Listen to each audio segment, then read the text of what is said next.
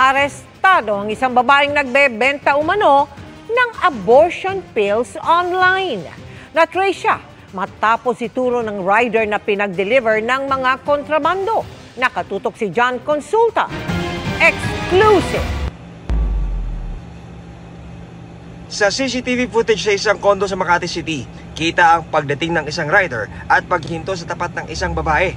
Nang maiabot ng rider ang kanyang dalang package at makuha ang bayad, agad siyang nilapitan ng mga ahente ng NBI. Na-recover sa kanya ang iba't ibang tabletas na ginagamit bilang abortion pills.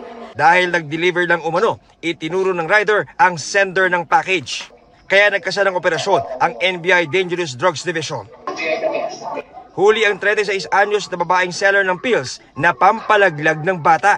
Inilalako raw niya ito sa Facebook at iba pang social media platforms. May advisory kasi dito that yung drugs na to is prohibited from being sold to the public, or you cannot even dispense this without the authority from the FDA. It turns out that she doesn't have a license.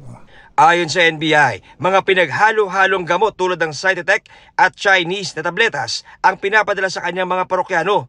Ang kada kit nagkakahalaga ng 5,000 hanggang 10,000 pesos. Depende sa mala DIY na diskarte na paraan ng abortion na pinopromote ng suspect. Sinusubukan pa namin makuha ang panig ng suspect na naharap sa patong-patong na reklamo. We recommended the filing of charges for violation of